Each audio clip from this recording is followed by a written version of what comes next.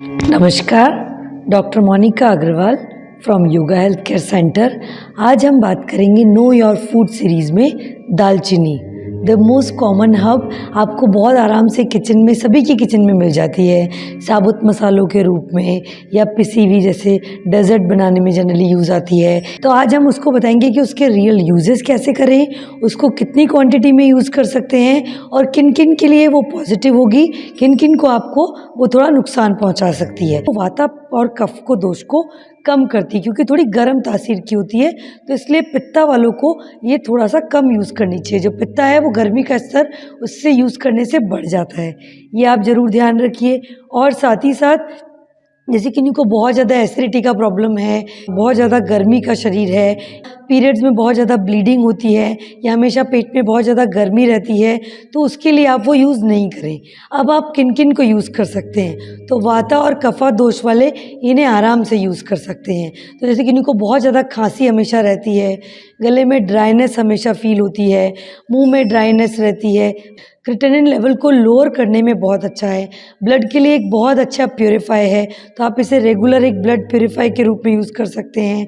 अपनी heart health के लिए बहुत अच्छा है, नर्वस सिस्टम के लिए, हाँ डाइजेस्टिव सिस्टम, जिनका डाइजेस्टिव सिस्टम बहुत स्लो है या हमेशा गैस्ट्रिक प्रॉब्लम, इंडाइजेशन की शिकायत रहती है, उनके लिए, जिनके मुंह से जैसे बकल कैविटी या मुंह में हमेशा बदबू आने का या दांतों में जैसे खून आने का, ओरल हेल्थ के लिए, बेड ब्रेथ के लिए बहुत इफ़ेक्टिव है। साथ ही साथ जिनको स्टमक इन्फेक्शन के कारण जो बुखार होता है, तो उसमें क्या किया जाता है कि 1 से आधा ग्राम दालचीनी का पाउडर 1 चम्मच हनी के साथ में लिया जाता है सुबह सुबह खाली पेट, तो ऑटोमेटिकली आपको जो स्टमक इन्फेक्शन के कारण जो बुखार है उसको इम्प्रूव कर सकते हैं। कि आप अपनी बॉडी के लिए एक रेगुलर, एक हेल्दी फूड के रूप में उसे आधा से 1 ग्राम तक केवल हनी के साथ मिक्स करके आप उसे ले सकते हैं, हल्के गुनगुने पानी के साथ।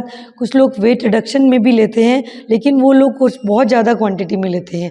तो दालचीनी के साथ नियम है कि एक लिमिटेड क्वांटिटी, मीन्स आधा से 1 ग्राम तक ही आपको दिन भर में यूज़ करना है, और उसे प्लेन नहीं लेना है, या तो शहद या पानी के साथ में मिक्स करके और फिर ही लेना है। और कोशिश कीजिए, जैसे आपके घाव के लिए भी बहुत अच्छी है, जैसे आपको कोई वुंड हो गया है, कोई चोट लग गई है, तो दालचीनी में उसका लेप बनाइए और उस घाव को वहाँ पे लेप को अप्लाई कीजिए। ऑटोमेटिकली उस घाव में, स्किन एलर्जी में, स्किन एचिंग में भी ये बहुत इफ़ेक्टिव रेमेडी है। साथ ही साथ जैसे हमने आपको बताया कि एक लिमिटेड क्वांटिटी में, और कुछ लोग दालचीनी का तेल भी इस्तेमाल करते हैं, जैसे दालचीनी को तिल के तेल में बेस बनाकर उसको यूज़ किया जाता है, तो वो भी स्किन संबंधी प्रॉब्लम्स के लिए, या फिर आप उसको बिल्कुल 1/4 टीस्पून आपको गर्म पानी में मिक्स करके आप उसे ले सकते हैं वेट रिडक्शन के लिए, बॉडी के वाता और कफा दोष को कम करने के लिए।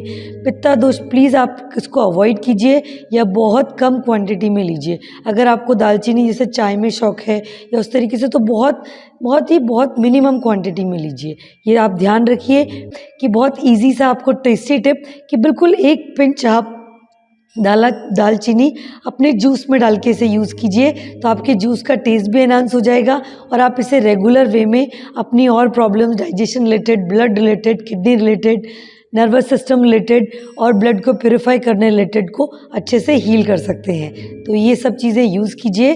फिर भी कोई कन्फ्यूज़न हो, आप हमसे कनेक्ट कर सकते हैं। Thank you.